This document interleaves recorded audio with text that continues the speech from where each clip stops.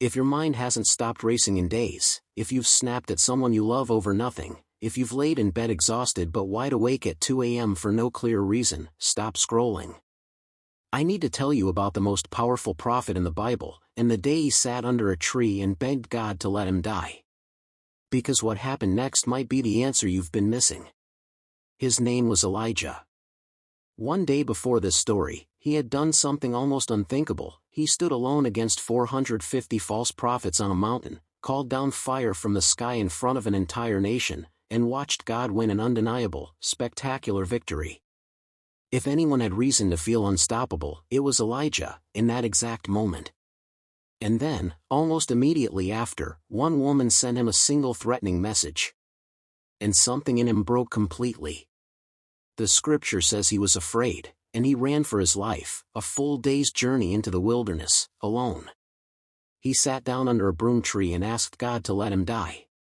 His exact words, "It is enough, now, O Lord, take away my life." Sit with how strange that is. Hours earlier, this man stood fearlessly in front of a hostile nation. Now, one threat later, he's begging to die under a tree in the middle of nowhere. That is not a proportional response to the actual danger he was in. That is anxiety, the kind that doesn't care how strong you were yesterday, the kind that can flatten you completely even after your biggest win.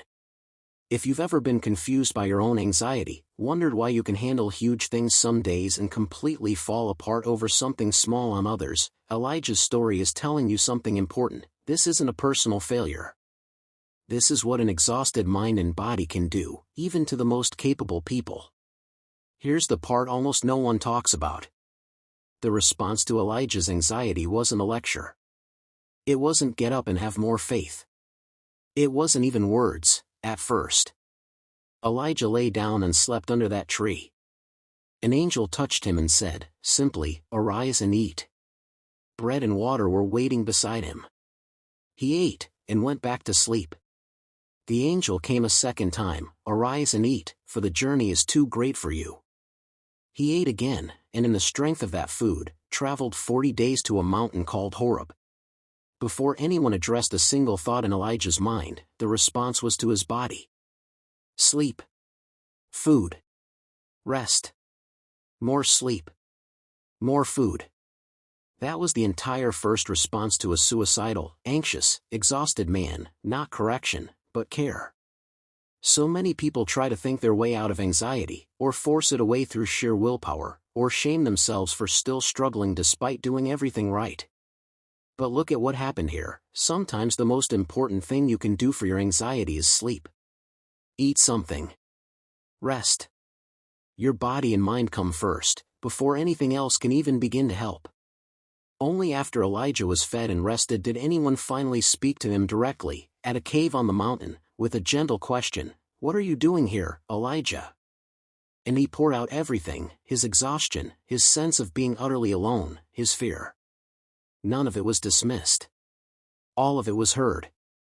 Then something remarkable happened. Elijah was told to stand on the mountain, because something was about to pass by. A great and powerful wind tore the mountains apart, but that wasn't it. Then an earthquake, still not it. Then a fire, not that either. And after the fire, the scripture says, came a still small voice. Sometimes translated as a gentle whisper. That was where the answer actually was. Not in the loudest, most dramatic, most overwhelming moment, but in a quiet, gentle whisper, in a moment when Elijah had finally rested enough to hear it. If you're in your own version of that wilderness right now, hear this: the answer is rarely found in the loudest, most chaotic moment of your anxiety.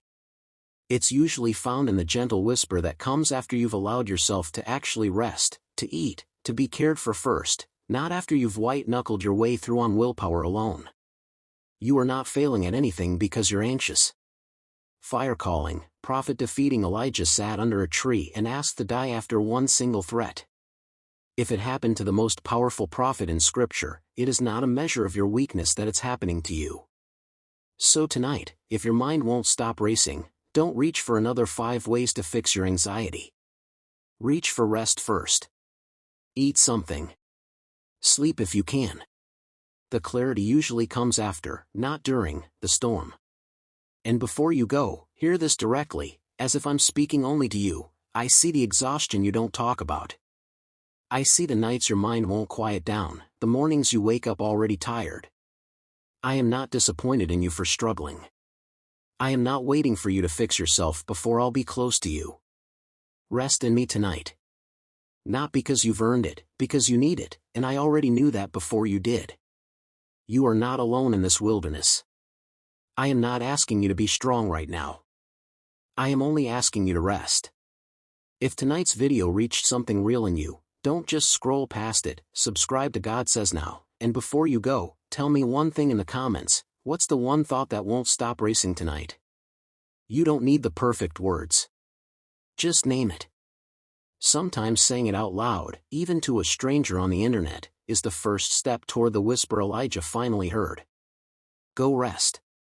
Go eat. The whisper is coming.